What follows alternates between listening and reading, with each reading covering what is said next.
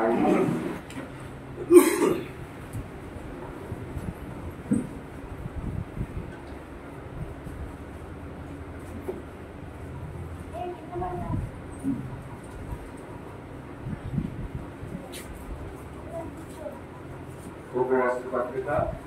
10వ అధ్యాయము 34, 35 చదువుతున్నాం.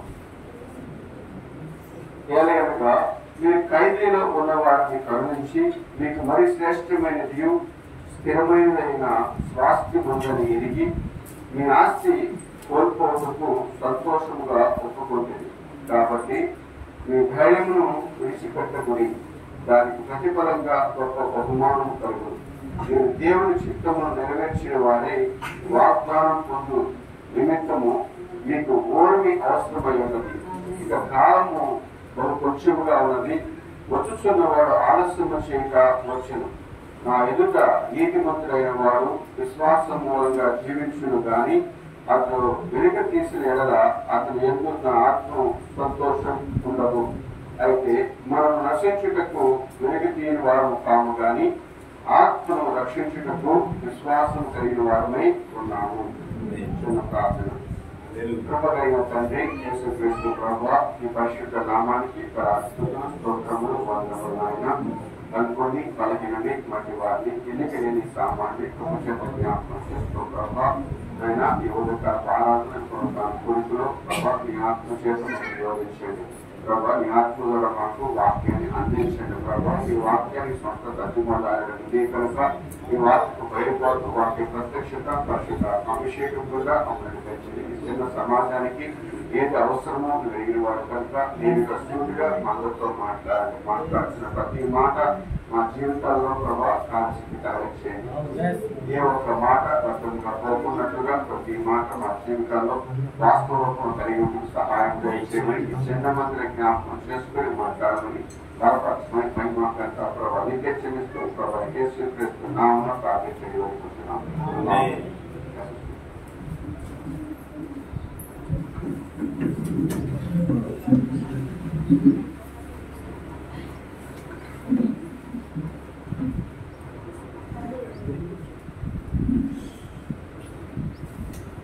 మనకి ఏం కలిగింది కాక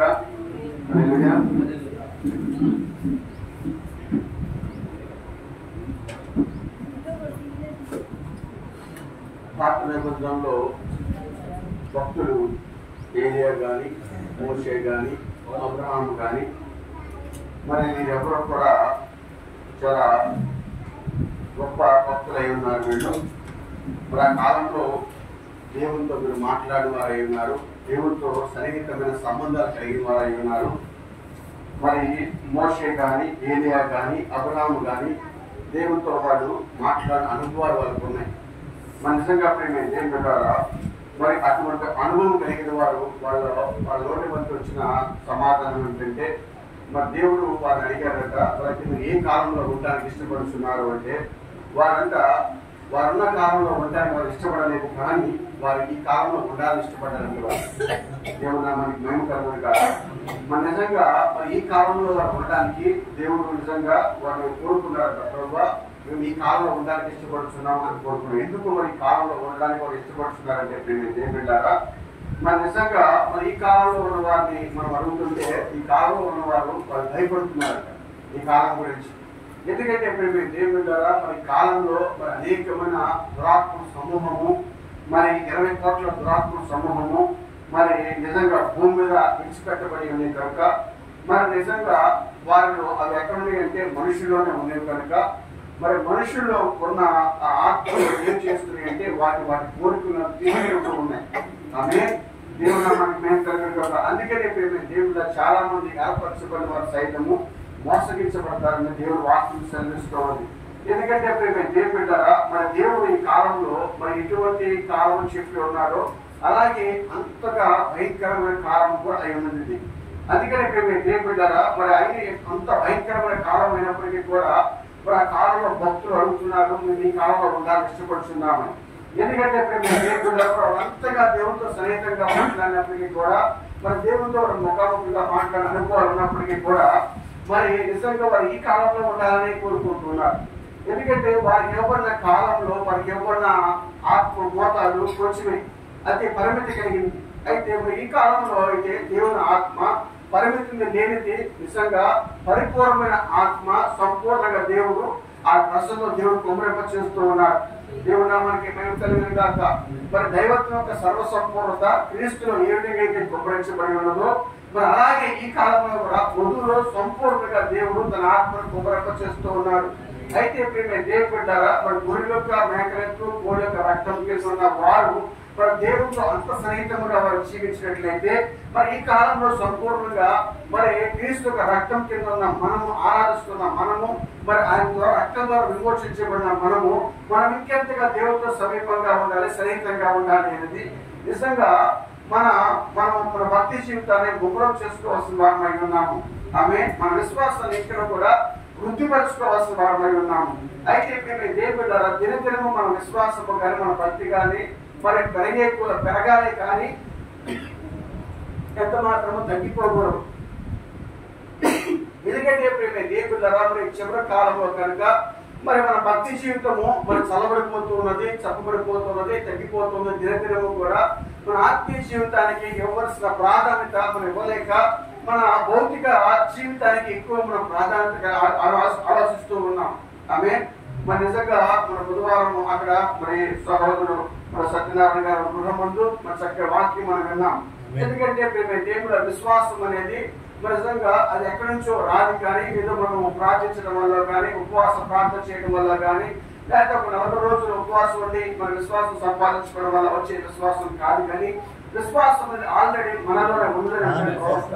నిజంగా ఆ విశ్వాసం ఎలా ఉన్నది అంటే, అది ఒక కుంటిపట్టిపోయిన ఒక పక్షవాతం కలిగిన వాడు ఎలా ఉంటాడంటే, నిజంగా పక్షవాతం కలిగిన వాడు ఏ విధంగా అయితే ఆ చలం లేని వ్యక్తిగా ఉంటాడో, కాళ్ళు చేతులు కదిలించలేని స్థితిలో ఉంటాడో, అలాగే మన విశ్వాసము కూడా అది కదిలించలేని విధముగా ఉండిపోయిందంట. అది అలాగా బిగిసిపోయి తను ఏమి చేయలేని పరిస్థితులు ఎలా ఉంటాడో ఒక వ్యక్తి అలాగా ఉండిపోయిందంటే విశ్వాసం.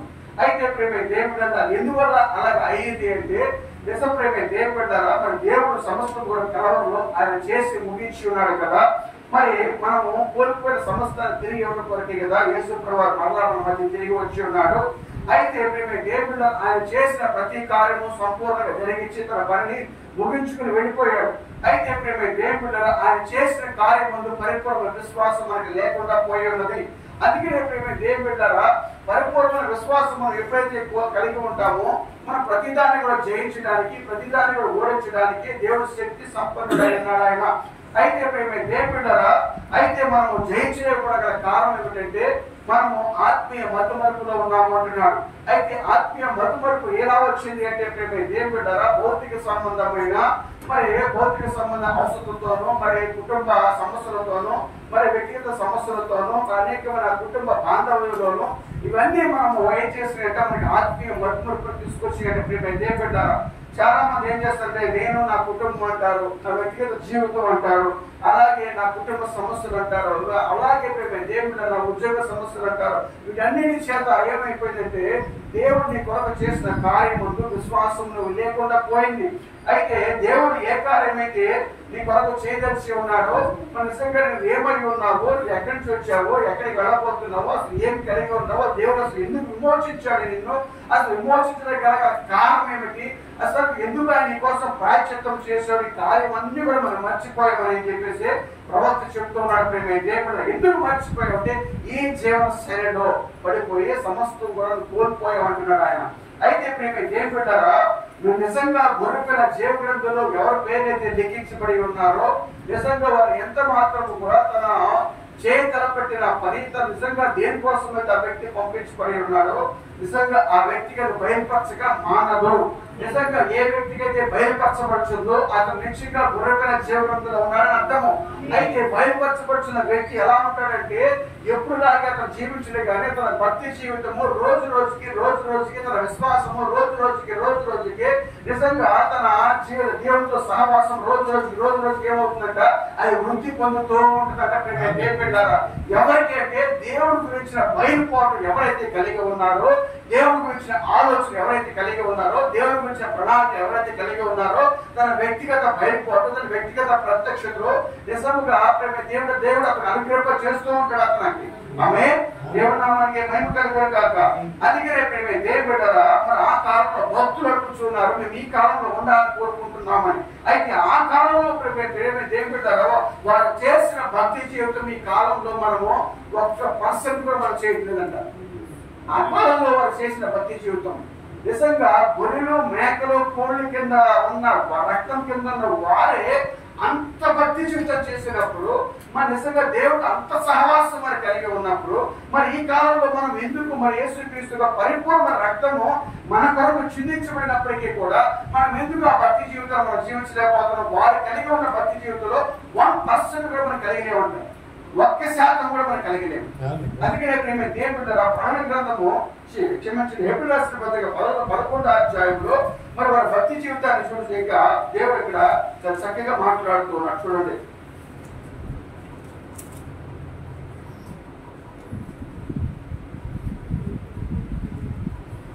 11వ అధ్యాయము లాస్ట్ 37. రాళ్ళతో పట్టబడి 35 చదవండి. 35 స్త్రీలు మృతులైన తమ వారిని పునరుత్థానము వలన మరలా పొందిరి. చూడండి, స్త్రీలు మృతులైన తమ వారిని పునరుత్థానం వలన మరలా పొందిరి. కొందరైతే శ్రేష్టమైన పునరుత్థానము పొందగోరి విడుదల పొందనొల్లక యాతన పెట్టబడి. మరికొందరు తిరస్కారములను దెబ్బలను మరి బంధకములను ఖైదు అనుభవించిరి. రాళ్ళతో పట్టబడి రంపములతో కోయబడి శోధింపబడి ఖడ్గముతో చంపబడి గొర్రె చర్మములను మేక చర్మములను వేసుకొని దరిద్రులై ఉండి శ్రమపడి హింస పొందుచు అడవులలోను కొండల మీదను గుహలలోను సొరంగములలోను తిరుగులాడుచు సంచరించిరి. అట్టి వారికి ఈ లోకము యోగ్యమైనది కాదు. వీరందరూ తమ విశ్వాసము ద్వారా సాక్ష్యం పొందిన వారైనను మనము లేకుండా పరిపూర్ణలో కాకుండా నిమిత్తము దేవుడు మన కొరకు మరి శ్రేష్టమైన దానిని ముందుగా సిద్ధపరిచిన వాగ్దాన ఫలం అనుభవింపలేదు. శ్రేష్టమైన దాన్ని మన కొరకు ముందుగానే సిద్ధపరిచాడు దేవుడు. మన నిజంగా శ్రేష్టమైన దేన్ని దేవుడు మనకు ముందుగా సిద్ధపరిచాడు కనుక వీరు వాగ్దాన ఫలం అనుభవించలేదంటే వాడు నిజప్రేమ దేవుడు. ఈ రోజు దేవుడు మనకి పరిపూర్ణమైన సంపూర్ణంగా దేవుడిని ఆత్మ కుమరింప చేస్తూ ఉన్నాడు ఆయన. అయితే వారు చేసిన భక్తులు 1% కూడా మనం చేయట్లేదండి. ఈరోజు మీరు ఆడతో పట్టుబడుతున్నారా?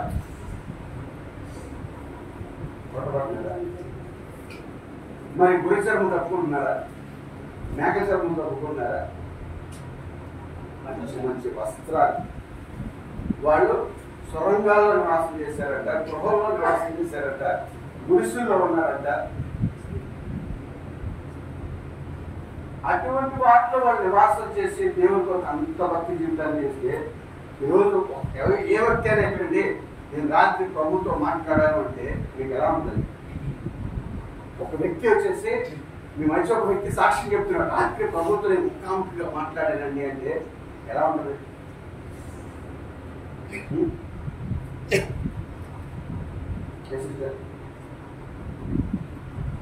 మీకు ఎలా ఉంటుంది సార్? ఒకసారి ప్రభుత్వం ముఖాముఖిగా మాట్లాడానండి, ఓ అబ్రహామా అని పిలిచినట్టుగా ఓ మంగ సహోదరి అని పిలిస్తే ఎలా ఉంటుంది? ప్రభు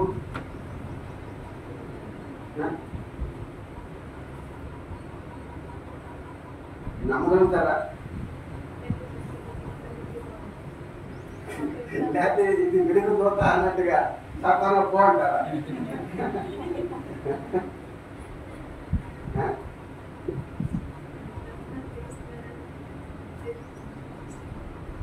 అసలు ఎలా ఉంటుంది? మీకు సంతోషిస్తారా? ఆనందం ఎలా ఉంటుంది? ఈ లోకంలో ఏం మోసలేదు ప్రభు అని చెప్తారా? చెప్పగలుగుతారా? కాలేపు ఏమంటావు? రాత్రి ప్రభుత్వంతో మాట్లాడితే నా భార్య బిడ్డలు మార్చిన ప్రభు అంటావా?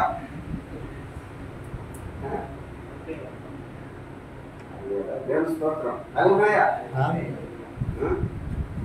దేవుడా మనకి మేము కలిగిన ఎందుకైనా ప్రేమే దేవుని బిడ్డరా, మరి నిజంగా వారు పరిపూర్ణ రక్తం కింద లేరంటే వాళ్ళు యేసుక్రీస్తు చిందించిన రక్తం కింద లేరు. వాళ్ళు గొర్రెలు మేకలు కోళ్ళు రక్తం కింద వాళ్ళు ఉన్నారు. అట్లా ఉండి దేవునితో ముఖాముఖిగా మాట్లాడారంటే వాళ్ళు.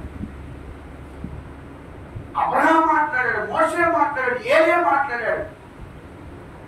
వాళ్ళందరూ దేవునితో అలా ముఖాముఖిగా మాట్లాడు స్వరం విన్నారు వాళ్ళు డైరెక్ట్ గా. దేవుని స్వరాన్ని విన్నారు. మరి ఈరోజు మనం ఎందుకు వెళ్ళలేకపోతున్నాం?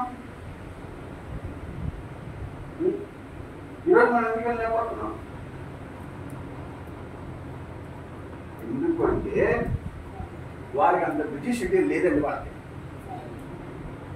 వారికి అంత బిజీ షెడ్యూల్ లేదండి. వాళ్ళకి ఈరోజు ప్రభు మన ఇంటికి వస్తే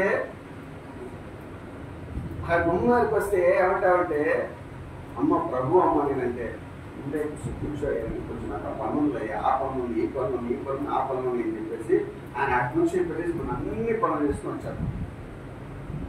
ఈలో పని ఏం చేస్తారంటే, సిస్టర్ గారు మంచి బిజీలో ఉన్నట్టున్నారు, ఇంకో ఇంటికి వద్దామని చెప్పేసి ఇంకో ఇంటికి వెళ్తారు. ఆయన ఇంకో ఇంటికి వెళ్ళిన తర్వాత అమ్మ ప్రభునమ్మ అనగా ఆయన అంటాడు, ఆమంటది ప్రభు కూర్చోండి, కొంచెం పనులు నాకు అక్కడికి వస్తుంది, ఆ ఇంట్లో కొంచెం మంచి మాట్లాడాలి, ఈ దగ్గర మాట్లాడాలి అంటే అలా మాట్లాడుకొచ్చే వారికి చివరికి ఇదేంటంటే ఇక్కడ కూడా అవకాశం లేదు, ఇంకో ఇంటికి వెళ్తారు.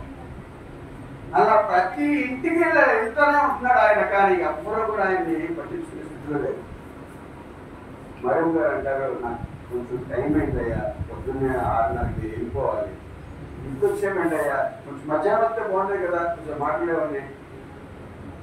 మరో గారు అంటారు, ఎవరైనా వారు పనులు తీసి పెట్టేసుకుని ప్రభు వచ్చాడంటే కూర్చొని నాకు పనులు లేకపోయినా బాగాలేదు, నీకు మాట్లాడకపోవా అంటారు. ఖచ్చితంగా అయ్యా నాకు వారంలో నేను పెట్టుకోవాలయ్యా, ఇద్దరు చీపులు వేసుకొచ్చాను, నాకు వెళ్ళొస్తానయ్యా.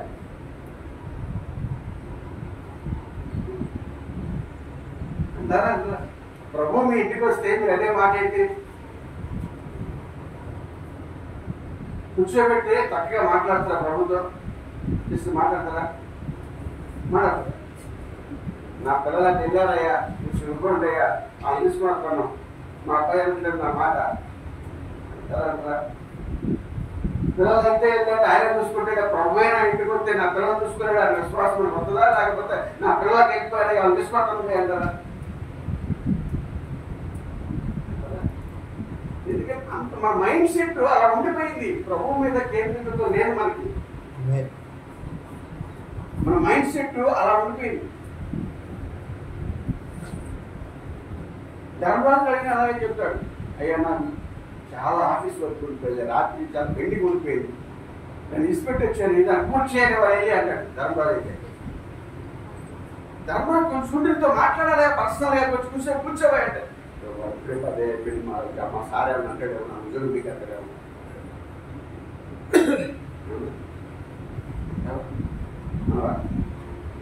ఏమంటావు మరి? పోతే పోయింది చెప్తావా, నాకు ఉద్యోగం ఇంకో ఉద్యోగం నువ్వే చెప్తావు, సృష్టికర్త కదా నాకు అంటావా?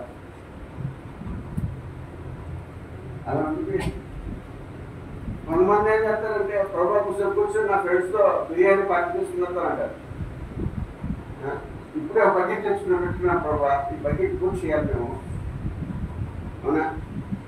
ఈ బకెట్ పూర్తి చేసుకొని తినేసి వస్తాం, అప్పుడు తీరిగ్గా ఎంతసేపు కూర్చోన్నా మాట్లాడతాను నేను అంటారా?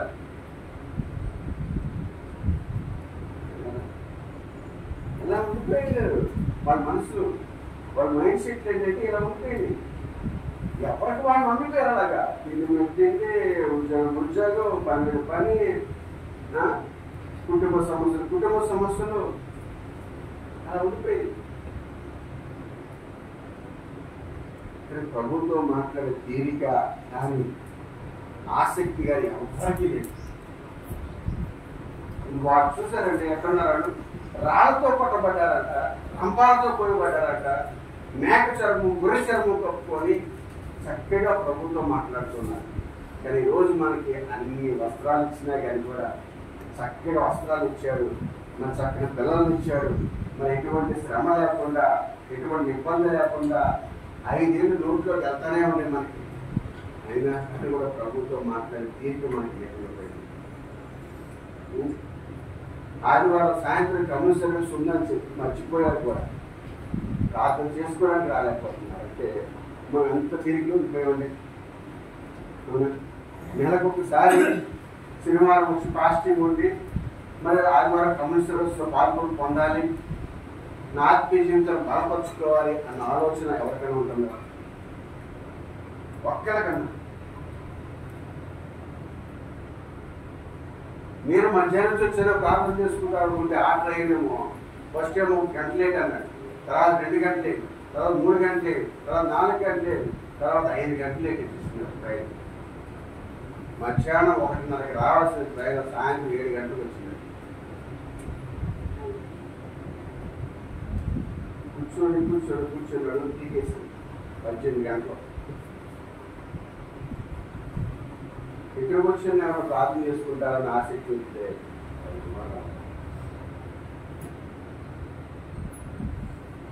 దేవుడు మనకు చక్కని ఆలయం ఇచ్చాడు. మన నిజంగా దేవుడు చక్కని ఆలయం ఇచ్చినప్పుడు దేవసంతులు వచ్చి ప్రార్థించడం బదులుగా ఇక్కడ వచ్చేటప్పుడంట ముసలు ముచ్చట్లు చెప్తున్నారు. ఆలయంలో ముస్లిం ముచ్చట్లు కాదండి మనకు కావాల్సింది, ప్రార్థన జీవితం మనకు కావాలి, ఆత్మీయ జీవితం బలపరచుకోవడానికి కావాలి.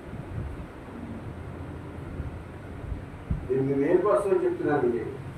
మనం అనుకున్నాం మనకి ఎంతో దూరంలో ఉందిలే అనుకున్నాం, కానీ ఎంతో దూరం లేదండి, ఆలస్యం లేదు ప్రభు రావడానికి, చాలా దగ్గరలో ఉన్నాం.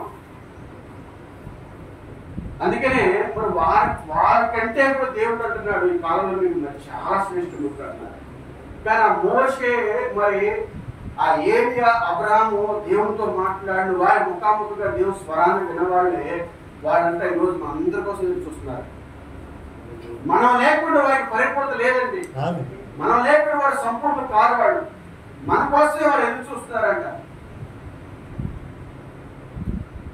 మరి ఎంత శ్రేష్టమైన వారు అంటే మనము, ఎంత ఉన్నతమైన వారు మనము.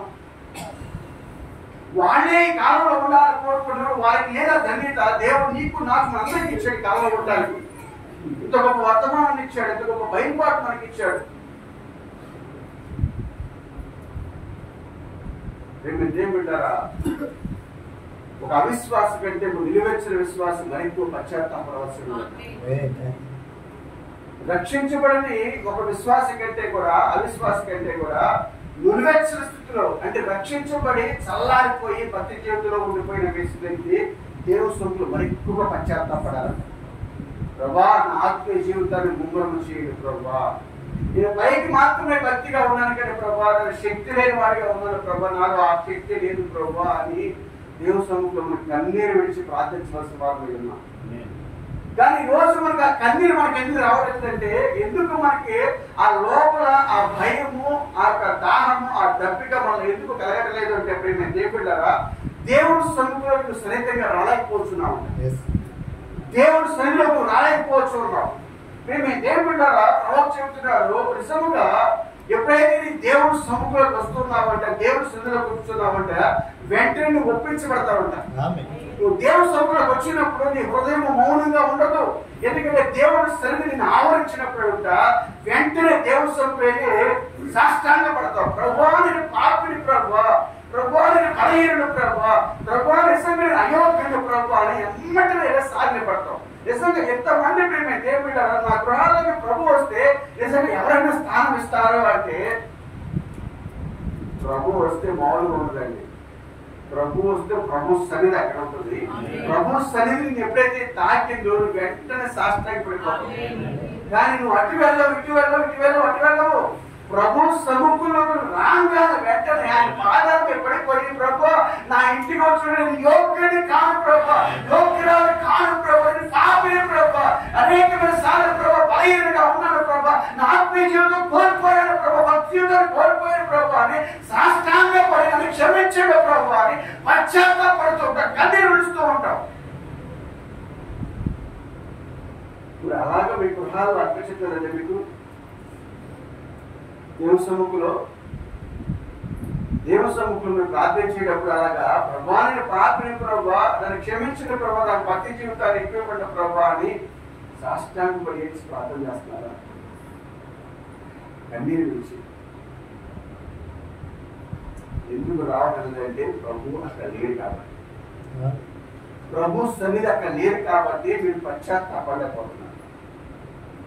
నువ్వు ప్రార్థించే దగ్గర ప్రభు సన్నిధి ఉన్నప్పుడు వెంటనే నువ్వు ఎలా ఉంటావంటే నువ్వు బెండ్ అయిపోతావు, నీ శిరస్సు నేల కంటిపోతుంది. అక్కడ నీ శిరస్సు నేల కంటే ప్రభు నేను యోగ్యుడిని కాను ప్రభు, నేను అర్హత లేని దాన్ని ప్రభు, ఎన్నిక లేని దాన్ని ప్రభు, కేవలం నీ కృపను బట్టే ప్రభు ఈ స్థలంలో ఉన్నాను ప్రభు అని నిన్ను తగ్గించుకొని ప్రభుని హెచ్చిస్తూ అక్కడ నువ్వు ఇంకా పశ్చాత్తాపడుతూ ఉంటావు దేవుని సముఖంలో. నిజంగా ప్రభు సముఖంలో ఎప్పుడైతే నువ్వు నిజంగా సాష్టాంగ పడ్డావో అక్కడ నిన్ను మర్చిపోతావు, అసలు ఈ స్థితి మర్చిపోతావు అక్కడ. కానీ మన గృహాల్లో ఆ కన్నీరు రావట్లేదు, ఆ పశ్చాత్తాపం రావట్లేదు, ఆ వేదన నీలో లేదు. అబ్రహాం అంటే యేసు ప్రభు రాంగా ఏమయ్యాడు? అబ్రహాం 17 అధ్యాయంలో చూడండి ఒకసారి.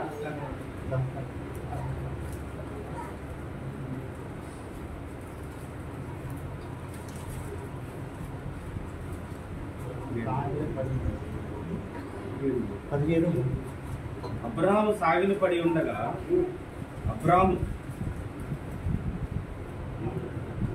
సాగిలపడి ఉండగా దేవుడు అతనితో మాట్లాడి, ఇదిగో నేను నియమించిన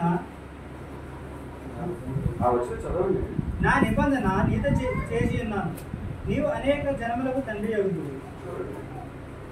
వెంటనే దేవుడరా మట్టి పట్టిపోయిన వస్త్రాలతో వస్తున్న వ్యక్తిని చూడగానే అబ్రహాం ఏమయ్యాడంట? సాష్టాంగపడ్డాడు. ప్రభు సన్నిధిలో ఏం చేస్తాడు? ప్రభు సన్నిధి అబ్రహాము తాకిగానే వెంటనే సాష్టాంగపడిపోయాడు. మరి రోజు నీ ప్రార్థనగా ఏర్పరచుకుంటున్నప్పుడు, బలిపీఠం కట్టుకున్నప్పుడు ఆ బలిపీఠము ప్రభు సన్నిధిలో కట్టుచున్నావా? ఈ బలిపీఠాలు ప్రభు సన్నిధిలో కట్టుచున్నప్పుడు నువ్వు కట్టబడిచిన బలిపీఠం దగ్గర ప్రభు దిగి వస్తున్నట్లయితే నువ్వు అక్కడే సాధ్యపడతావట, నువ్వు అక్కడే మోకరిస్తూ ఉంటావు, అక్కడే కన్నీరు విడుస్తావు, అక్కడే పశ్చాత్తాపడతావు, అక్కడే నిన్ను సమర్పించుకుంటావు, అక్కడే నిన్ను తగ్గించుకుంటావు. జరుగుతుందా మన గృహాల్లో, మన కుటుంబంలో జరుగుతుందండి? హృదయాలు కఠినమైపోయాయండి, హృదయాలు ముందుమారిపోయింది, హృదయాలు కరుడు కట్టిపోయినండి. దేవుని సముఖంలో ప్రార్థిస్తున్నా కానీ కూడా మన హృదయం బెండ్ అవ్వట్లా, వంగట్లేదు.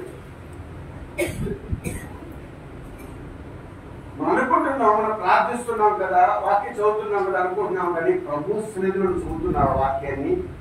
ప్రభు సన్నిధిలో నువ్వు ప్రార్థిస్తున్నావా?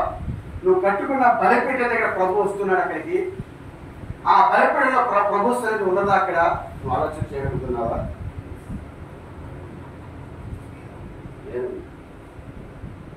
ఎప్పుడైతే ప్రభు సముఖంలోకి వస్తున్నప్పుడు వెంటనే నేను పశ్చాత్తాపడతాను. యెషయా చూడండి ఒకసారి 6వ అధ్యాయంలో.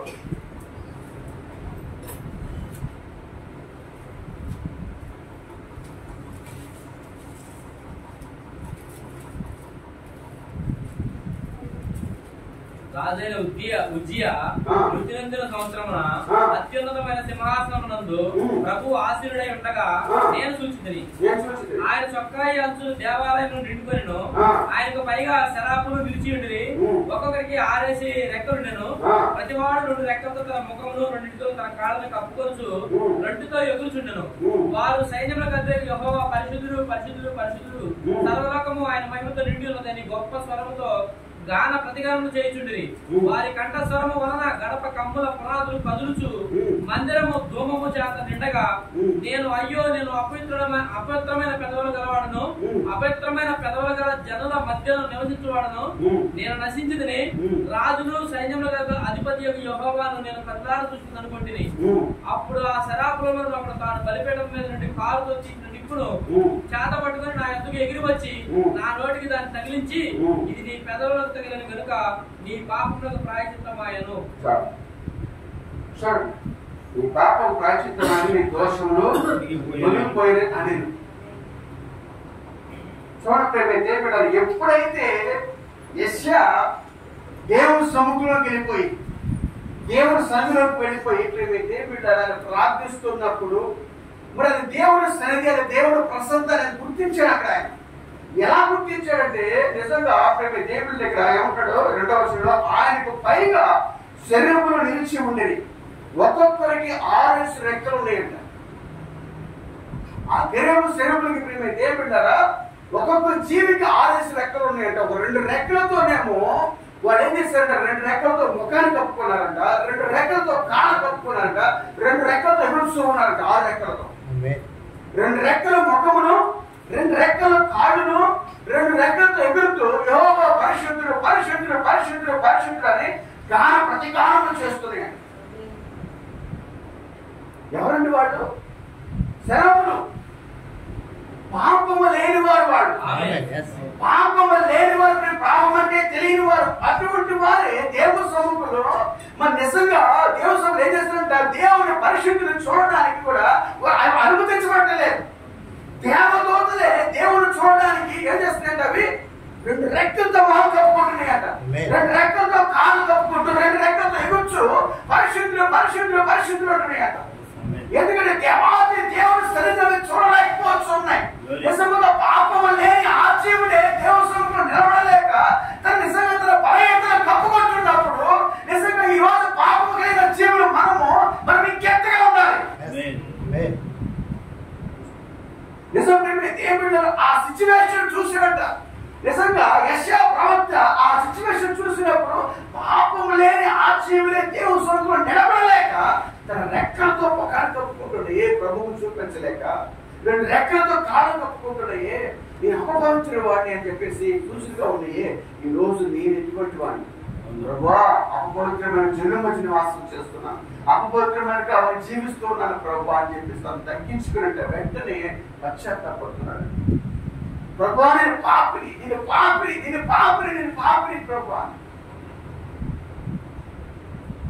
గొప్ప భక్తుడు దేవుని సన్నిధిలో దేవుని సన్నిధాన్ని ఆవరించగానే, దేవుని ప్రసన్నతను ఆవరించగానే తను తగ్గించుకొని ఈరోజు మనకి ఆ తగ్గింపు ఉంటుందండి. ఆ తగ్గింపు ఉంటుందా?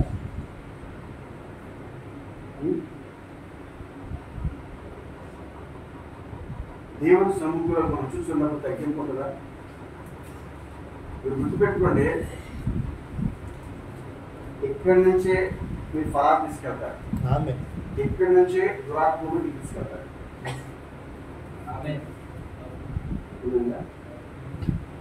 ఇక్కడ నుంచే దేవుని ఆశీర్వాదాలు ఇంటికి వెళ్తాయి, ఇక్కడ నుంచి దురాత్మలు ఇంటికి వెళ్తాయి. ఎవరో ప్రార్థించుకుంటూ ఉంటారు, ఆ దురాత్మను ఇచ్చిపెట్టేస్తారు. ఆ దురాత్మ నువ్వు బలహీనంగా ఉంటే ఆ దురాత్మ నువ్వు తీసుకెళ్తావు. ఆ దురాత్మ వెనక రోగాలు ఉంటాయి, ఆ రోగాలు మీ జీవితంలో క్రియేట్ చేస్తాయి. ఇక్కడే ఒకళ్ళు తగ్గించుకుంటూ ఉంటారు. నిజంగా ప్రభు సముఖులు తగ్గించుకుని ప్రార్థన చేసినప్పుడు వాళ్ళని గర్భం ఆత్మను విడిచిపెట్టినప్పుడు నిజంగా ఎవరైనా బలహీనంగా ఉంటే ఆ గర్భం ఆత్మ వార్తించుకుని పోతారండి. ఒకవేళ ఏదైనా వ్యవసాయ సంబంధం ఆత్మ ఎవరైనా ఉన్నట్లయితే వాళ్ళు తగ్గించుకొని విడిచిపెట్టి వెళ్తుంటే నిజంగా ఎవరైనా బలహీనంగా ఉంటే ఆత్మ తీసుకుని వెళ్ళిపోతారండి.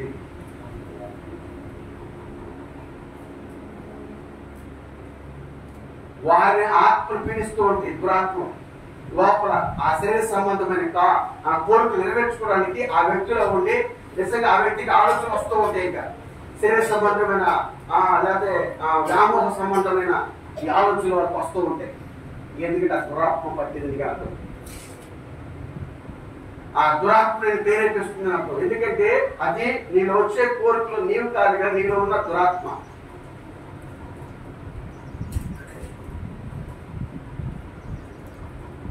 నిజమండి. ప్రతిదీ కూడా నువ్వు ఏం చేస్తున్నావు, ఎక్కడి నుంచో పొందుకునేస్తాను. ఆశీర్వాదాలు కావాలన్నా ఇక్కడి నుంచి, ఫలాలు కావాలన్నా ఇక్కడి నుంచి. ఒకవేళ ఇంకే ఆత్మలు పొందుకోవాలన్నా ఇక్కడి నుంచి పొందుకున్నాను. దేనికి ఇది దేవుని సరిదండి. భయముతో ఉండడం లేదు. చాలా భయభక్తులతో మీరు ఉన్నప్పుడు మాత్రమే. ఎందుకంటే చివరి దినాల్లో 20 కోట్ల దురాత్మలు రెడీగా ఉన్నాయి అక్కడ గుమ్మం బయటే. 1 కాదు 2 కాదండి, 20 కోట్ల దురాత్మలు. ధనాపేక్ష ఆత్మ ఒకటి, వ్యభిచార సంబంధం ఆత్మ ఒకటి, దొంగతనం ఆత్మ ఒకటి, అబద్ధాలనే ఆత్మ ఒకటి, గర్వమనే ఆత్మ ఒకటి, అతిశయమైన ఆత్మ ఒకటి. అలాగే అనేక రకాల ఆత్మలు ఉన్నాయండి. చాలా మంది వాక్యం వింటారు కానీ వాక్యం విన్న తర్వాత వాళ్ళ దినత్వం రాదండి. ఇంకా అలంకార ఆత్మ వస్తుంది వాళ్ళు. ఇది ప్రభు సరిగ్గా మర్చిపోతారు కూడా వాళ్ళు. మేము దేవుళ్ళ ప్రభు సముఖంలో ఎప్పుడు మేము దురాత్మలు అటాక్ చేస్తాయి అంటే, ఎప్పుడు దురాత్మ కదలాడుతూ ఉంది అంటే, నిజంగా ఒక ఆత్మ సంబంధమైన వ్యక్తి ఆ స్థలంలో ఉన్నంత వరకు కూడా దురాత్మలకు సంచారం చేయడానికి భయపడతాయి. కానీ ఆత్మ సంబంధమైన వ్యక్తి మీ మధ్య నుంచి బయటికి వెళ్ళిపోయిన తర్వాత ఇక వెంటనే దురాత్మలు నిలుస్తాయి. వాళ్ళలో ఉన్న ఆత్మలే బయటకు వస్తా ఉంటాయి. అప్పటి వరకు ఒక ఆత్మ సంబంధ వ్యక్తి మీ మధ్య ఉన్నప్పుడు అవి లోపల అణుచుకొని ఉంటాయంట. అవి ఏమి చేయలేక అణుచుకొని, వాటిని నిజంగా ఏమి చేయలేక అలాగా బలవంతంగా అణుచుకొని ఉంటాయంట. అయితే ఎప్పుడైతే ఆ వ్యక్తి బయటికి వెళ్ళిపోయాడో ఇక వాళ్ళు ఆత్మలు బయటకు వచ్చేసి స్వేచ్ఛగా అలా తిరుగుతూ ఉండేది. జ్ఞాపకం ఉంచుకోండి. మీ కుటుంబంలో అయినా సరే ఒక ఆత్మ సంబంధ వ్యక్తి ఉన్నంత వరకు కూడా గడుచుకొని ఉంటాయి. ఒకవేళ ఆ వ్యక్తి లేకపోతే దురాత్మలు స్వేచ్ఛగా తిరుగుతూనే ఉంటాయి. ఇష్టం వచ్చినట్టు తిరిగారు. ఆ వ్యక్తులు వాడుకుంటూ ఉంటాయి. స్త్రీ అయినా పురుషుడైనా ఎవరైనా వాడుకుంటారు. 20 కోట్ల దురాత్మలు రెడీగా కాసుకొని ఉన్నాయి. మీరు అనుకుంటూ ఉంటారు ఇక్కడ నిద్రపుచ్చేది కూడా ఒక దురాత్మే. వాక్యం వినలేకుండా నువ్వు వాక్యం వినుకుంటే స్వస్థ పొందుకుంటావు, లేకపోతే రక్షణ పొందుకుంటావు, లేకపోతే నీలో ఉన్న వాటి బలహీనతలను తీసివేసుకుంటావు. కానీ ఆ బలహీనతలు తీసివేసుకోవడము దెయ్యపు ఆత్మకి ఇష్టం లేదు కనుక అదేం చేస్తుందంటే, నీలో గర్వం ఆత్మ ఉన్నా, నీలో అహంకారపు ఆత్మ ఉన్నా, నీలో ఉన్న ఇంకే ఆత్మలు ఉన్నా కనుక కూడా అవన్నీ నీలో బయటకు పోవడానికి ఇష్టపడవు కనుక, ఎందుకంటే వాక్యం వింటే వాక్యం నీలోకి వచ్చి బయటకు వెళ్ళిపోతుంది. కానీ అవేం చేస్తుంది, వాక్యం అనేటువంటి నిద్రపుస్తూ ఉంటాయి. నేను నిద్రపుస్తూ ఉంటాయి, కళ్ళకి మైకం తెప్పిస్తూ ఉంటాయి. అప్పుడు మేము దేవుడు మైకంలో ఉన్నప్పుడు వాక్యం వినవు కాబట్టి నిజంగా వాక్యం ఉన్నంత లోపల చక్కగా లోపలే ఉంటాయి. అవేం చేస్తే దేవుళ్ళరా ఆ దేవుడు సరిగ్గా ప్రస్తుతం వెళ్ళిపోయిన తర్వాత మళ్ళా బయటకు వచ్చి నీకు ఇరువుగానే ఉంటామని. వాక్యం వినంత వరకు చక్కగా క్రైస్తవులుగా కనపడుతూ ఉంటాం. కానీ వాక్యం విన్న అయిపోయిన తర్వాత మేము దేవుళ్ళరా అసలు జీవితం బయటకు వస్తుంది, ఒరిజినల్ క్యారెక్టర్ బయటకు వస్తుంది. ఇంత వాక్యం విన్నాను కదా, ఇంతగా ఏడ్చాను కదా, ఇంతగా ఆరాధన చేశాను కదా, మళ్ళా నా జీవితం నాలో ఉండిపోయింది ఏంటి అంటే, నేను దురాత్మలు పోలా అలాగే అంచుకొని ఉన్నాను.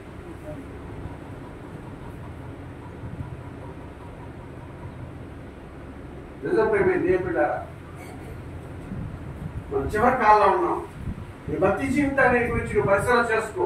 నువ్వు ఎలా ఉంటున్నావు? రోజు రోజుకి నీ విశ్వాసం పెరుగుతుందా, నీ ఆత్మీయ జీవితం పెరుగుతుందా, నీ భక్తి జీవితం పెరుగుతుందా అని నువ్వు పరిశీలన చేసుకోవాల్సిన వారై ఉన్నారు.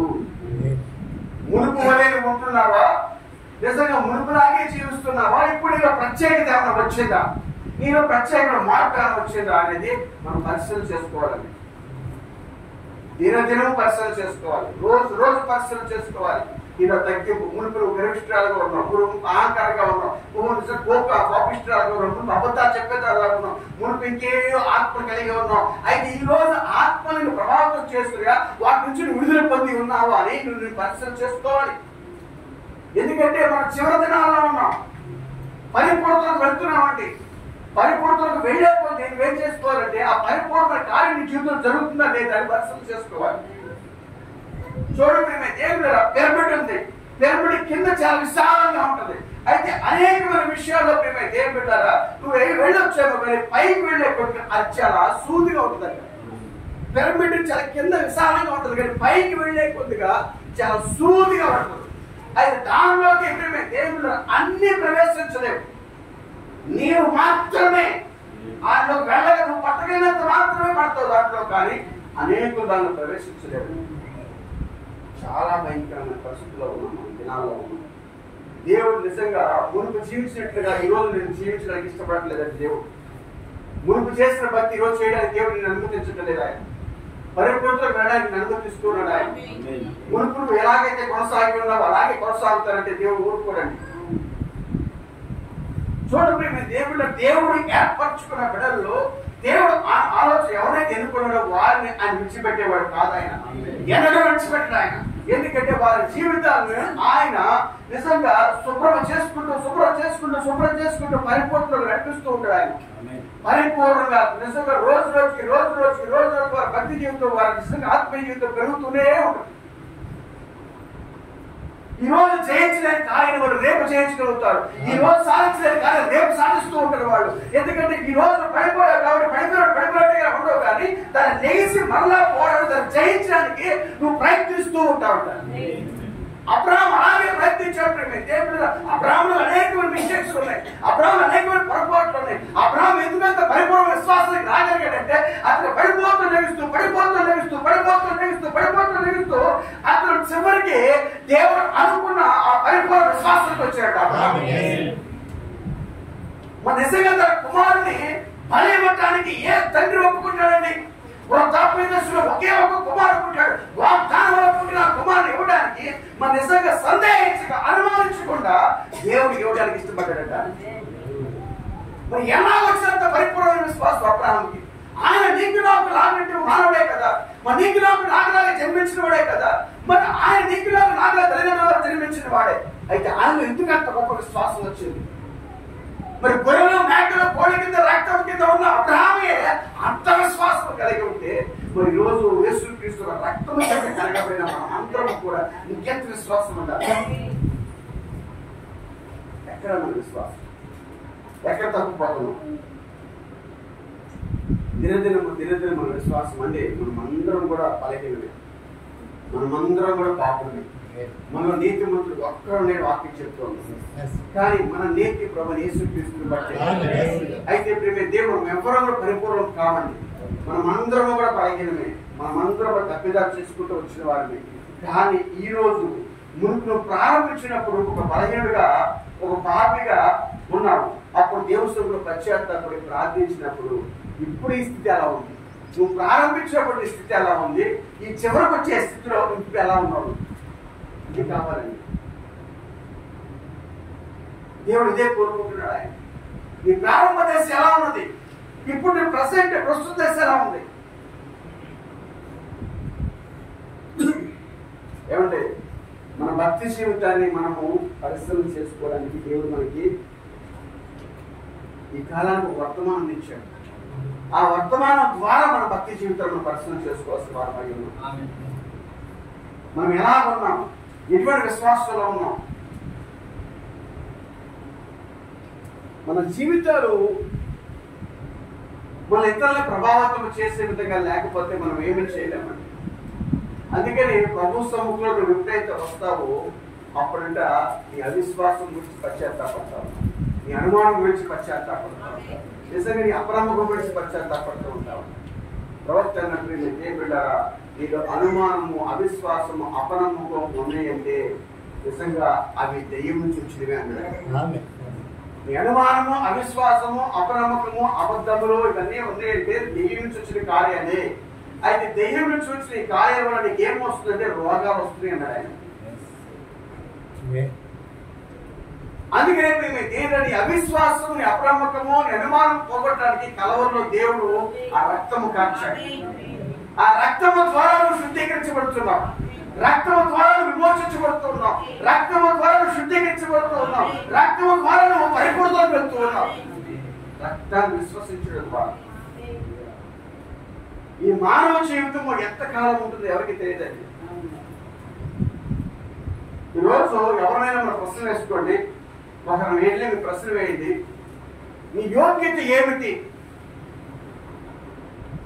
నీ యోగ్యత ఏమిటి అని అడిగినప్పుడు దేవుని బిడ్డ చాలా మంది బయట వాళ్ళు అడిగితే నేను చాలా పేరు ప్రఖ్యాతులు కలిగిన వాడిని అని చెప్తారు. కొంతమంది నాకు చాలా కొంత భూములు ఉన్నాయండి, కొంత పొలాలు ఉన్నాయి, కొంత ఆస్తులు ఉన్నాయని చెప్తారు.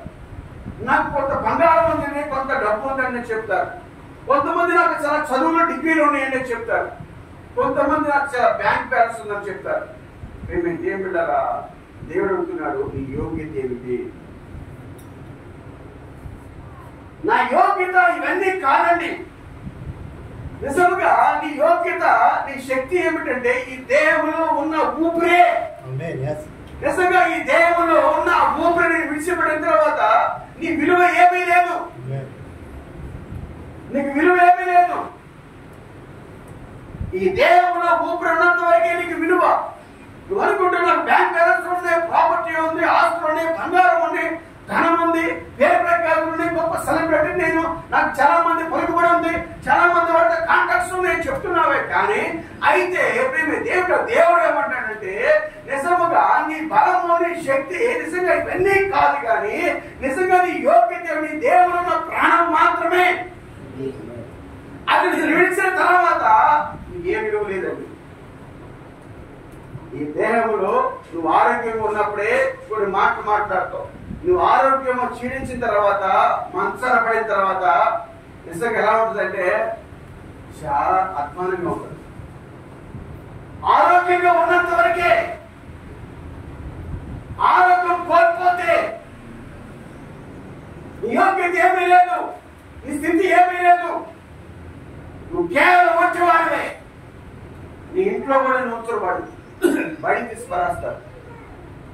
కానీ దేవుడు నీకు ఇచ్చిన ఈ గొప్ప అమూల్యమైన సమయంలో, అవకాశంలో దేవుడు మనకి ఇచ్చిన ఈ దేవుడు ఇచ్చిన ప్రాణాన్ని ఏ విధంగా కాపాడుకోగలుగుతున్నాం. చాలా మంది అండి దేవుని అన్వేషిస్తూ ఉంటారండి. రావు చెప్తున్నాడు దేవుని అన్వేషిస్తూ ఉంటారంట. అన్వేషించి దేనికి అన్వేషిస్తారంటే వారు నిత్య జీవం కోసం అన్వేషిస్తున్నారు. దేవుని నిత్య జీవం కోసం అన్వేషిస్తూ ఉన్నారు. అయితే ప్రవక్త అంటున్నాడు దేవుడు ప్రతి ఒక్కరు కూడా, ప్రతి వారు కూడా వారు ఎవరు కూడా మనకు కించపరచాల్సిన అవసరం లేదు. ఏ మతస్థులైనా మనకు కించపరచాల్సిన అవసరం లేదు. అయితే దేవుడారా ప్రవక్త అంటున్నాడు ప్రతి వారు కూడా వారు పరీక్ష అన్వేషణలో ఉన్నారండి. ఏది నిజమైంది, ఏది అబద్ధము, ఏది శాశ్వతమైంది, ఏది నిత్యమైంది అనే దాని గురించి వాళ్ళు నిజంగా అన్వేషణలో ఉండిపోయారంటున్నాడు ఆయన.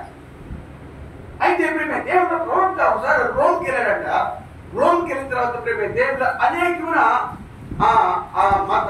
మత నాయకులు ఏం చేస్తారంటే చనిపోయారు. చాలా మంది చనిపోయిన వారు ఏం చేస్తారంట, ఆ చనిపోయిన వారంతా అక్కడ పెద్ద భూమి ఉంటుంది. ఆ భూమిలో ఒక్కొక్కరు పాతి పెడతారు. నిజంగా ఒక్కొక్క మొక్కని ఎలాగ పాతి పెడుతున్నారో అలాగే ఒక్కొక్కరు చనిపోయిన ఎవరిని అలా పాతి పెట్టుకుంటూ వస్తున్నారు. ఆ భూమి అంతా సమాధి అంట.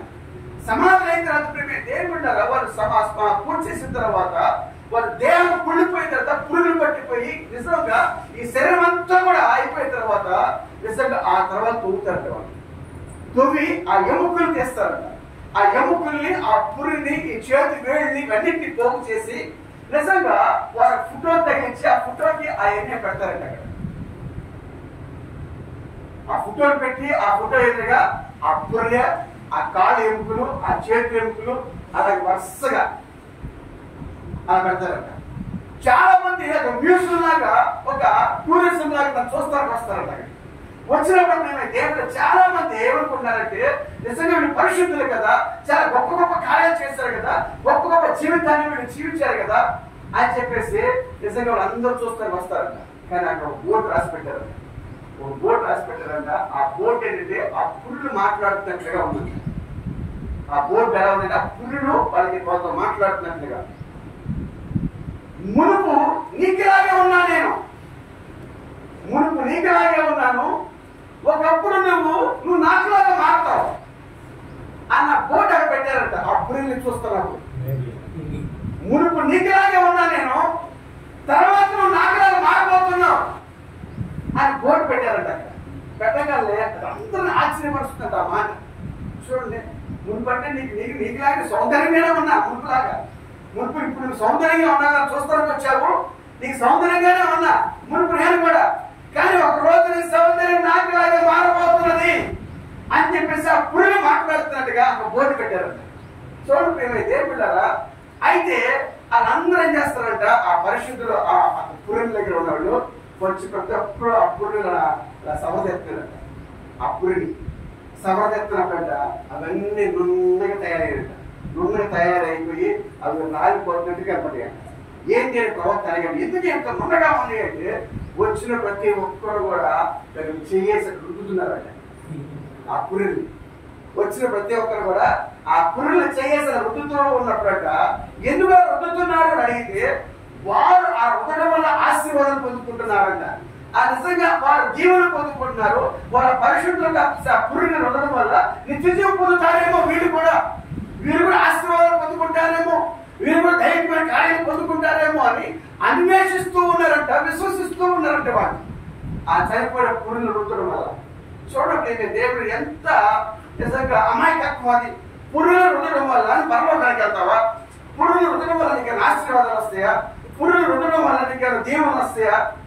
లేవు. అప్పుడే చెప్తుంటే మునుపు నీకులాగా ఉన్నానయ్యా, నువ్వు కొన్నాళ్ళ నువ్వు నాకులాగా మారిపోతున్నావా చెప్తుంటే వీళ్ళు ఏం చేస్తున్నారు, ఆ పురులు రుద్దుతూ ఉన్నారు వీళ్ళు.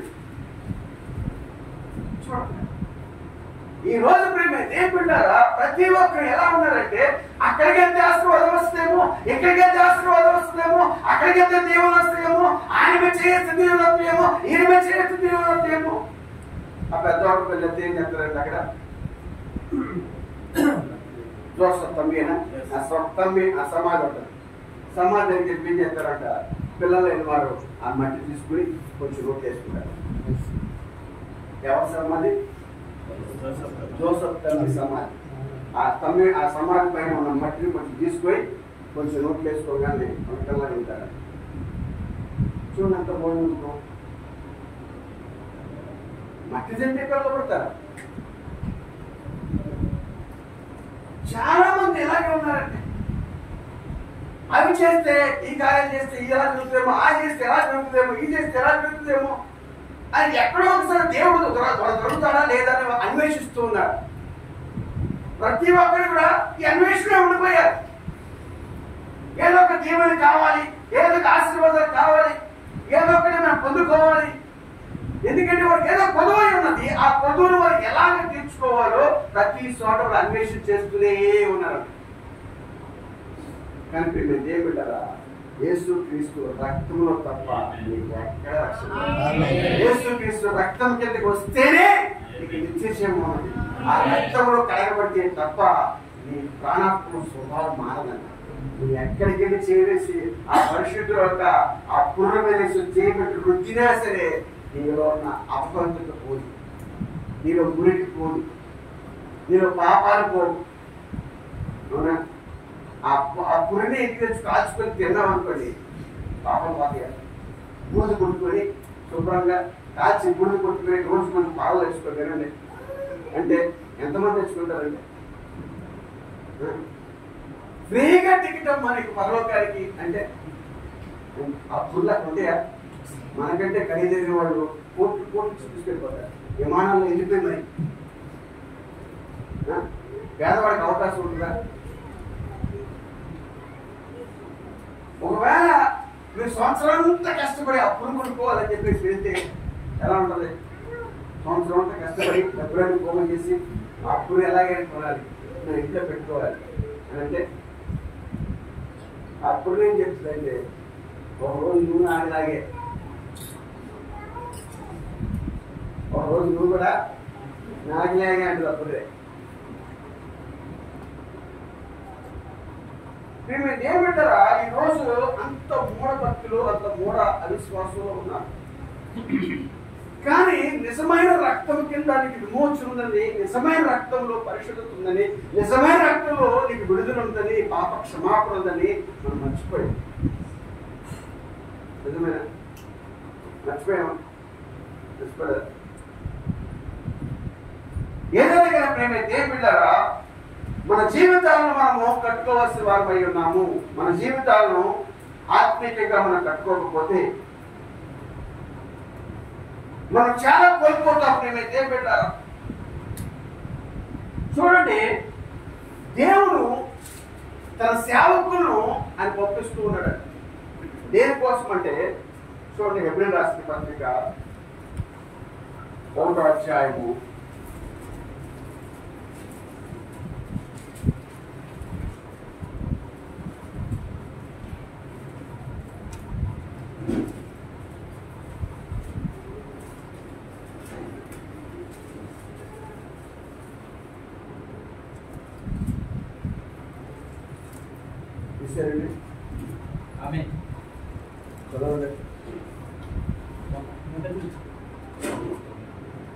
పూర్వకాలమందు నానా సమయములలోను నానా విధములుగాను ప్రవక్తల ద్వారా మన పితరులతో మాట్లాడిన దేవుడు ఈ దినముల అంతమందు కుమారుని ద్వారా మనతో మాట్లాడెను. ఆయన ఆ కుమారుని సమస్తమునకు అయితే నేను నీ శత్రువులను నీ పాదములకు పాదపీఠముగా చేయ వరకు నా కుడి పార్శ్వమును కూర్చునుము అని దూతలలో ఎవరి కూర్చేను ఎప్పుడైనా చెప్పునా? మీరందరూ రక్షణను స్వాస్థ్యము పొందబో వారికి పరిచారం చేయడానికి పంపబడిన సేవకులైన ఆత్మలు కారా? ఏమనండి, దేవుడు సేవకులు పంపిస్తున్నాడండి. ఈ సేవకులు ఎవరంటే దేవుని చేత పంపబడిన ఆత్మలండి. అర్థమవుతుందా? దేవుని చేత పంపబడిన, దేవుని ద్వారా పంపించబడిన ఆత్మలు. ఆ ఆత్మలు ఎవరట? సేవకులే. ఏ సేవకులండి? నిజంగా ఈ సేవకులు మీకు ఏం చేస్తున్నారంట? రక్షణను స్వాస్థ్యము పొందబో వారికి పరిచయం చేస్తున్నారు. ఎవరికి?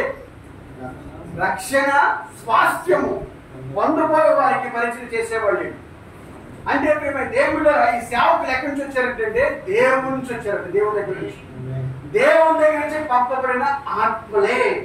అయితే వీరు ఎలా వచ్చారంటే శక్తితో వచ్చారంటండి, బలముతో వచ్చారంట, అధికారంతో వచ్చారంట. వీళ్ళు ఎలా వచ్చారు? దేవుని దగ్గర నుంచి పంపించబడిన ఈ ఆత్మలో శక్తితో, బలముతో, అధికారంతో వచ్చారు. అయితే ఎక్కడికి వచ్చారు వీళ్ళు? ఎవరికైతే రక్షణ కావాలో, ఎవరికైతే స్వాస్థ్యము కావాలో వారికి ఇవ్వడానికి దేవుని చేత పంపించబడిన ఆత్మలో వీరు ఈ సేవకులు. అయితే ఏం బిడ్డారా, ఈ సేవకులు ఏం బిడ్డారా? దేవుని చేత పంపించబడేవారు కాబట్టి, దేవుని చేత నిర్ణయించబడేవారు కాబట్టి ఎంత మాత్రము కూడా వీరు ఏమిటారా, ఎంత మాత్రము కూడా రాజీ పడిపోయే మనస్తత్వం వీళ్ళలో ఉండదు. రాజీ పడే తత్వం వీళ్ళలో ఉండదండి. ఎందుకంటే దేవుని చేత నిర్ణయించబడిన సేవకులు కనుక, దేవుని చేత పంపించబడిన సేవకులు కనుక. చూడండి, ఇక్కడ మాట చెబుతున్నాడు, ప్రవక్త నలుగురి దోతలు అంటున్నాడు. నిజంగా ఆ సేవకులు ఏమంటున్నట? దోతలు. అయితే దోతలు అంటే మనం మికాయలు, గాబ్రియలు, మాసపత్రులు అనుకుంటూ ఉంటాం. కానీ ఇప్పుడు దేవుడారా, ఈ రోజు దేవుని చేత అందించబడుతున్న ఈ సేవా పరిచయం చేస్తున్న వారు మీకు దోతలు అంటున్నారు ఆయన. అయితే ఈ దోతలు ఎక్కడి నుంచి వచ్చారు? దేవుని సముఖంలోకి వచ్చిన వారు వాళ్ళు. ఆమె చూడండి, ఈ మాట చదివిస్తాను. దేవుడు తన దోతలు పంపునని ఇక్కడ బైబిల్లో చెప్తోంది మహిమ. వారు ఎవరు అంటే దేవుని సేవ చేయు ఆత్మలు. మహిమ ఎక్కడికి? ఈ సేవ చేయ ఆత్మలు పంపును దేవుని సందులో నుండి ఏమి చేయటకు? తన వాక్యమును ప్రకటించుట కొరకు, దేవుని వాక్యాన్ని ప్రకటించడం కొరకు దేవుని సముఖంలోంచి పంపించబడిన ఈ ఆత్మనే సేవకులు, వీరే దోతలై ఉన్నారు అని చెప్తూ ఉన్నాడు. అయితే దేవుడు చూడండి, వీళ్ళు ఏం చేస్తారంటే వాక్యంలో ప్రకటించుకు వచ్చారు. ఆమె ఏదో ఒక శాఖను, ఒక వేదాంతో ప్రకటించడం కాదు, కానీ ఆయన వాక్యంలో ప్రకటించుటకు, ఆయన వాక్యంలో ప్రకటించిన కొరకు, అందుకొరకే ఆయన తన సేవ చేయ ఆత్మను పంపించెను. దేవుడు వాక్యాన్ని ప్రకటించడానికి మాత్రమే తన సేవకులు పంపించాడు, కానీ ఏదో సంఘ శాఖలతో, ఏదో వేదాంతమును, ఏదో పాండిత్యము బోధించడానికి పంపించలేదు. దేవుడు వాక్యమును ప్రకటించడానికి చూడండి, వారు ఎట్లు మనం తెలుసుకుందాము? యెహోవా వాక్కు ప్రవక్తల వద్దకు వచ్చారని బైబిల్ చెప్పారు. అది నిజము. ఆయన పరిశుద్ధాత్మ ద్వారా ఈ దేవదూతలు ఆయన వాక్యమును ప్రకటించును. అర్థమవుతుందా? నిద్రపోతున్నారా? నిద్రపోయాడు చెప్పండి. హల్లెలూయా చెప్పండి. నిద్రపోయాడు. హల్లెలూయా అండి. నిద్రపోయాడు. బాగుందా? చూడండి, ఆయన పరిశుద్ధాత్మ ద్వారా దేవదూతలను ఆయన వాక్యమును ప్రకటించు ఆత్మ మరియు వాక్యం. అర్థమవుతుందా? దేవదూతలు ఆయన వాక్యమును ప్రకటించు ఆత్మ మరియు వాక్యము ప్రవక్తలకు వచ్చును. ప్రవక్త దేవుడు వాక్యమును కలిగి ఉండిరి.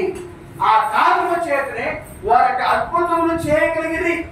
ఆ మనిషిలో ఏమీ లేదు కానీ వారిలో దేవుని ఆత్మ, క్రీస్తు ఆత్మ ఉండేను.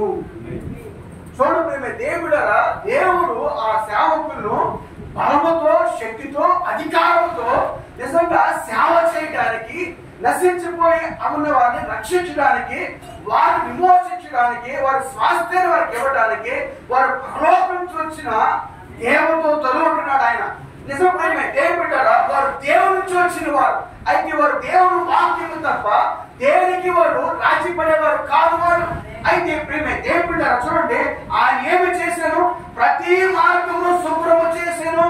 దేవుడు మనిషిని ఎన్నుకొని పరిశుద్ధాత్మతో అభిషేకించును. అంతేగాని వారి వల్ల ఏమీ కాదు. దర్శనంలో చూడకుండా వారెన్నడూ ఏమీ చేయలేదు. కర్మేలు కొండ మీద ఇట్లను నీ ఆత్మ చొప్పున అంతా చేసేది. ప్రభువా ఇప్పుడు నీవే దేవుడు అని తెలుసుకునేమో. దేవునికి మహిమ. చూడండి దేవుడు పెట్టారా, దేవుడు నిజముగా వాళ్ళు దేవుడు వాక్యానికి తప్ప దేనికి రాజీ పడ్డంట. ఎందుకంటే దేవుడు వాక్యముతోనే వారు నిలిచి ఉండేవారు. చూడండి ఎవరు అనేక సార్లు దాన్ని చూశారు. దేవుని ఆత్మ ఒక స్థలమును తాకుట మీరు చూసినప్పుడు ఆ స్థలము అభిషేకించబడును. ఈ ఉదయం ఇక్కడ ఉన్న ఒక చిన్న గుంపు మనసులో ప్రతి సందేహం తీసివేసుకోవాలను. మృతులు తిరిగి లేచకుండా, కుంటివారు నడుచుచుండగా, గుడ్డివారు చూచుండగా, చెవిటివారు వినుచుండగా ఇక నీకు సందేహమేలా? అవే నిజం ప్రేమే దేవుడారా దేవుని ద్వారా పంపించబడిన ఏ సేవకుడైనా కానీ కూడా దేవుని సముఖంలోకి వచ్చిన ఏ సేవకుడైనా అధికారము, బలము, శక్తిని నిజంగా అతను కలిగి ఉండి దేవుడు పంపిస్తూ ఉన్నాడట. దేవుడు అభిషేకించుకొని, పరిశుద్ధాత్మను అభిషేకించుకొని తన వాక్యాన్ని ప్రకటించడానికి సేవకులు పంపిస్తూ ఉన్నారు. వారు ఎవరంట? దేవదూతలు. దేవుడి నుంచి పంపించబడిన దేవదూతలు. అందుకనే ప్రేమ దేవుడారా ఇక్కడ ఏమంటున్నాడు చూడండి,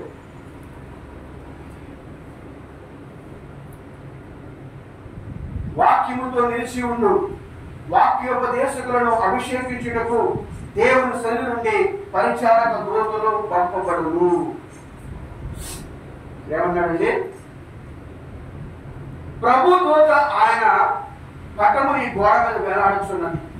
ప్రతి చోటున సైన్స్ దాన్ని రుజువు చేశారు. ఆయన ఏం చేశాను? వాక్యముతో నిలిచి ఉండును. ఏమిటి? ప్రతి దైవులకు నరుకును. అవును, వాక్యముతో నిలిచి ఉండు. వాక్యోపదేశులను అభిషేకించుటకు దేవుని సన్నిధానం నుండి పరిచారక దూతలు పంపబడును. సూచక్రియలతోనూ ఆయన తన వాక్యమును స్థిరపరచును. యేసు నిన్న నేడు నిరంతరము ఏకరీతిగా ఉన్నాడని చూపిస్తూ ఉన్నది.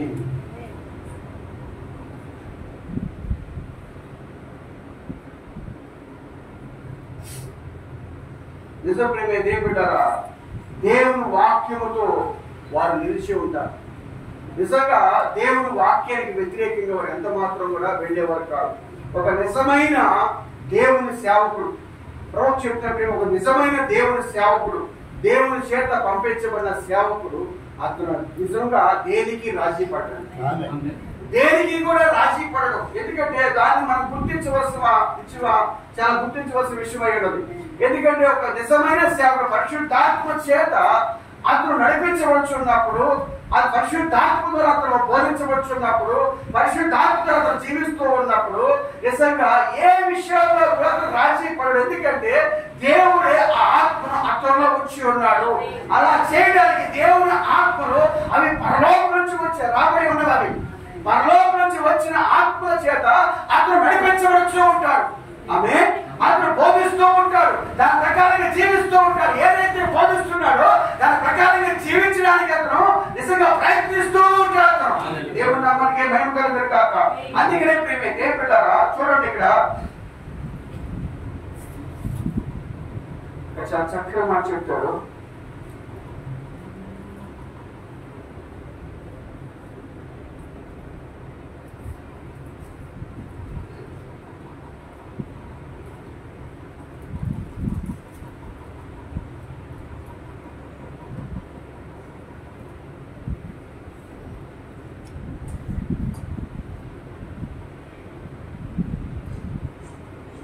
ఈ పరిచారక ఆత్మలో దేవుని నుండి పంపబడినది.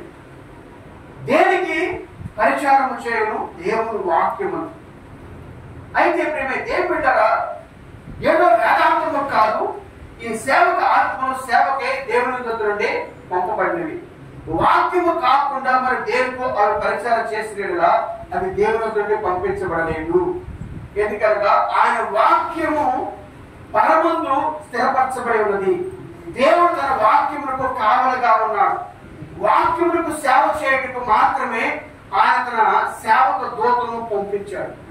ఈ మాట చూడండి, చాలా చక్కగా ఉంది. ఎందుకంటే వాక్యానికి కావలిగా దేవుడు తన వాక్యానికి కావలిగా ఉన్నాడు. దేనికి కావలిగా ఉన్నాడు? దేవుడు తన వాక్యానికి కావలిగా ఉన్నాడు. వాక్యములకు సేవ చేయటకు అర్థమవుతుందా? దేనికి సేవ చేయడానికి? వాక్యానికి సేవ చేయడానికి మాత్రమే ఆయన తన సేవక దూతలు పంపుడు. మన నిజమే దేవుడు దేనికి సేవ చేయడానికి? వాక్యానికి సేవ చేయడానికి. అయితే ఇక్కడ వాక్యం ఎక్కడైనా ఉందా? ఇక్కడ వాక్యం ఉందా? ఇక్కడ వాక్యమై ఉన్నా మీరు వాక్యమైతే మీకు సేవ చేయడానికి దేవుడు దర్శించిన ఆత్మలు పంపించబడ్డాయి. దేవుడు ఇక్కడ వాక్యం ఉంటే వాక్యానికి సేవ చేయడానికి దేవుడు ఆ దేవుడు ఆత్మలు పంపించాలంటున్నాడు ఇక్కడ ఆయన. చూడండి ఎంత గొప్ప కార్యము. ఎందుకంటే వాక్యము పరమందు స్థిరపరచబడినది. దేవుడు తన వాక్యమునికి కావలిగా ఉండను. వాక్యములకు సేవ చేయడానికి మాత్రమే ఆయన తన సేవకు దూతను పంపును.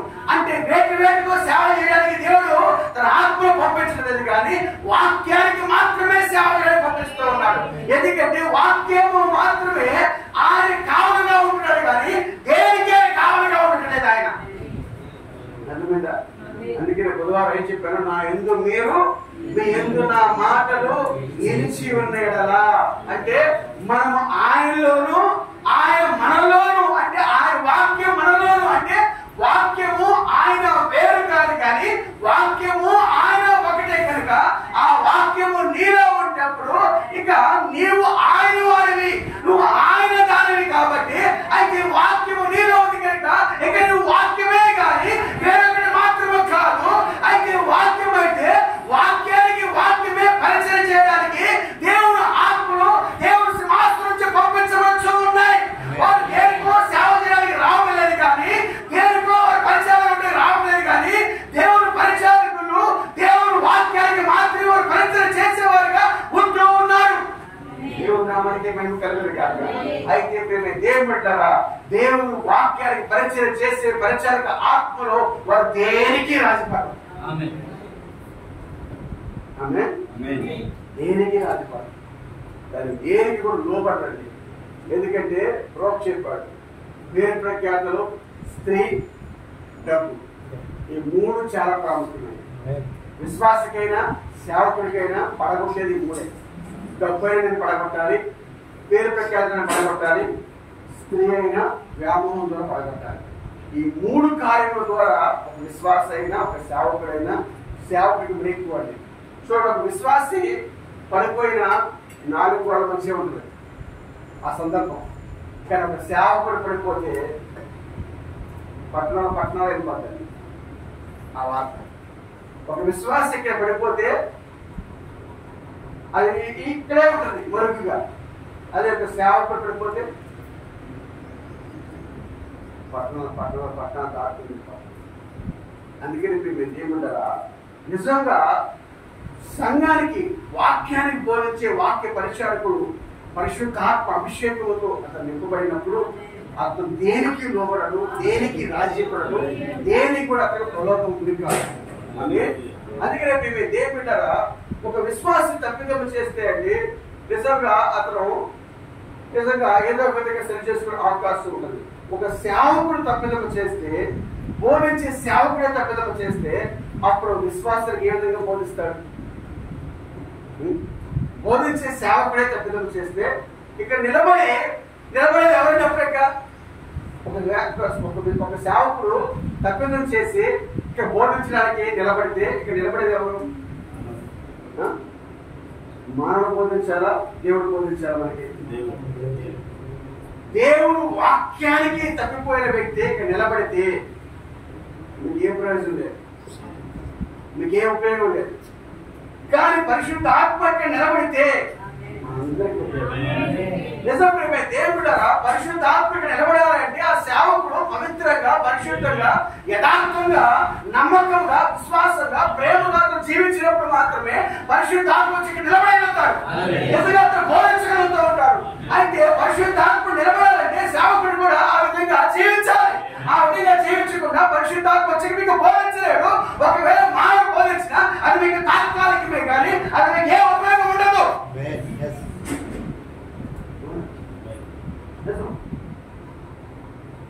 నేను కూడా ఇలాగే ఓట్లలో డబ్బులు ఇచ్చారు, ఓట్లకి డబ్బులు ఇచ్చారు. ఎంత? ఓటుకి 2000, ఓటుకి 2000, మొత్తం 6000 మా ఇంట్లో ఇస్తే నేను అక్కడ ఉన్న మ్యారేజ్ గారు జస్ట్ ఫోన్ చేసి ఎవరి డబ్బులు ఇస్తున్నారంట అంటే వద్దని చెప్పేసి చాలామంది అంటారు మీరు తీసుకోకపోతే వేరేకి ఇవ్వచ్చు కదా, మీరు తీసుకోకపోతే వేరేకి ఇవ్వచ్చు కదా. మంచిదే కదా వాళ్ళ ఆలోచన కూడా. నేను నరకాలకు వెళ్ళాలనుకోవట్లేదు అమ్మా అంటే నేను అంతా నాకు ఇవ్వండి అంటే నేను చేయను. నేను నరకానికి వెళ్ళాలనుకోవట్లేదు అమ్మా, నా కుటుంబం వెళ్ళాలనుకోవట్లేదు, అది తీసుకొని నేను నరకానికి వెళ్ళాలనుకోవట్లేదు అంటే మేమెంతా నాకు ఇవ్వండి అంటే సేవకుడు కూడా ఎలా ఇస్తాడండి? ఇక బోధించే సేవకుడు మీరు వెళ్ళకూడదనే బోధిస్తాడు కానీ నేను అనట్లేదు కాబట్టి మీరు నేను వెళ్ళపోయారు, నేను ఎంత నాకు ఇవ్వండి అంటే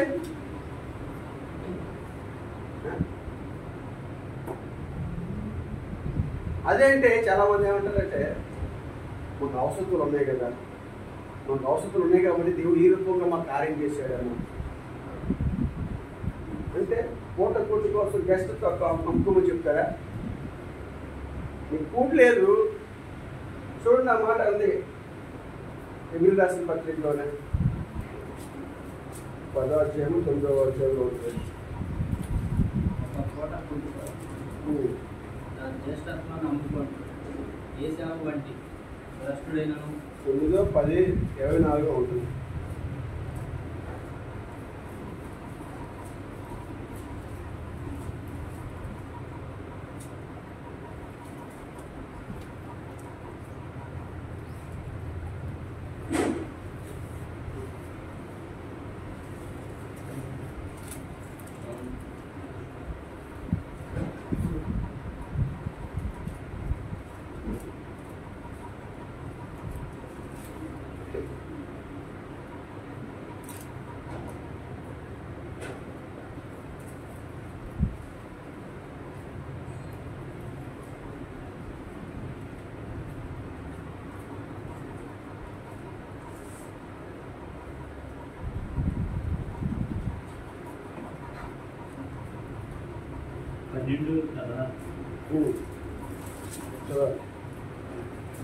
ఒక పూట కూటి కొరకు తన జ్యేష్ఠత్వపు హక్కును అమ్మివేసిన ఏశావు వంటి భ్రష్టుడైనను వ్యభిచారి అయినను గుండెనేమో అని జాగ్రత్తగా చూసుకోండి. ఏమన్నాడండి? పూట కూటి కోసం జ్యేష్ఠత్వపు హక్కు, ఓటు కోసం ఓటుని హక్కు తను అమ్మేసుకుంటే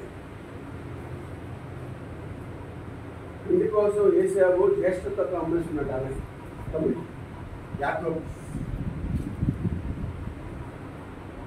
మనం అనుకోవచ్చు మనకు అవసరాలు ఉన్నాయండి. నీ అవసరం కలిగించేది దేవుడు. ఎందుకంటే అవసరం కలిగించి ఆ డబ్బుని ముందు తీసుకొచ్చి పెడతారు. నువ్వు దానికి లోపడతావా లేదా, తీసుకుంటావా లేదా. నా కుమార్తె నువ్వు వాక్యము కనుక వాక్యము దేనికి లోపడదు.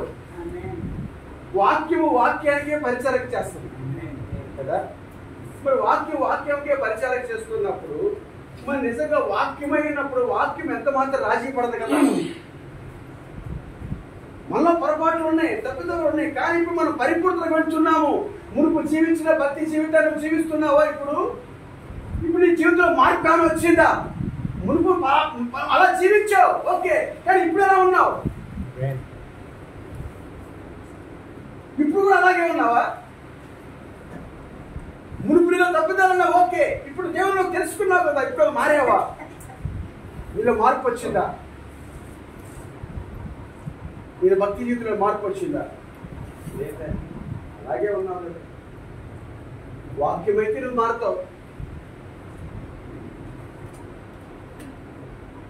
చూడండి, నేను వెళ్ళారా పూట పుట్టు కోసం జ్యేష్ఠతకు అమ్ముకున్న ఏసావు అమ్ముకున్న తర్వాత ఎంతసేపు ఎంత పశ్చాత్తాపడినా మనకు అది తిరిగి పొందుకోదండి.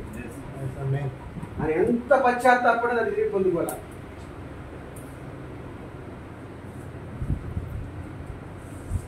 పాస్ గారు వద్దనుకుంటున్నారండి అంటే నాకు కావాలంటే నరకం అంటే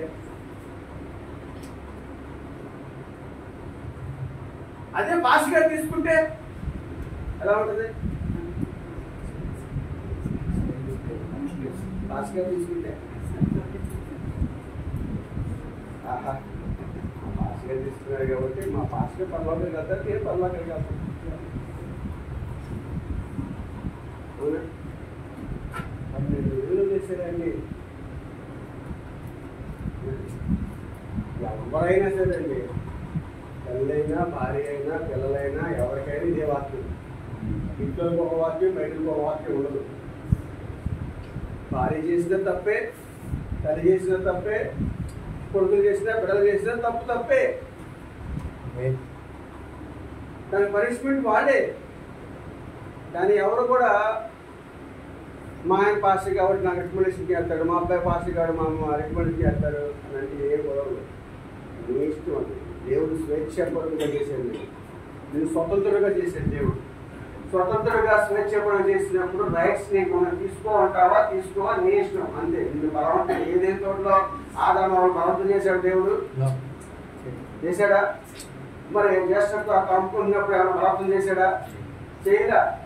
ఎవరు బలవంతం లేదు దీంట్లో. ఎవరు పరలోకానికి వెళ్ళాలా, ఎవరికి ఎక్కడికి వెళ్ళాలా వాళ్ళు ఆ పని చేస్తారంతే.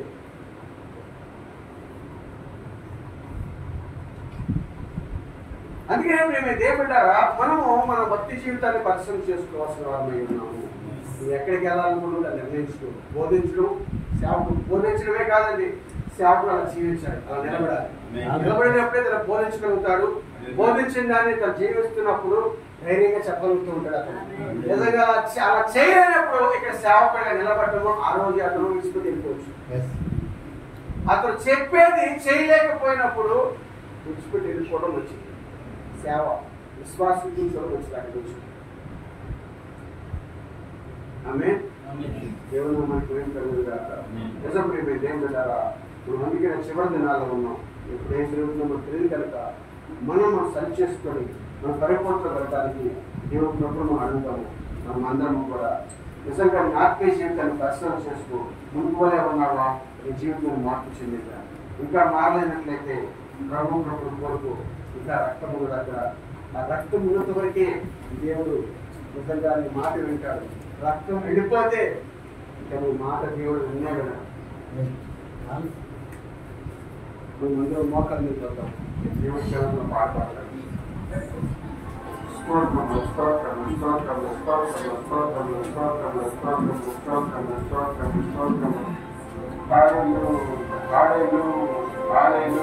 పాడేలు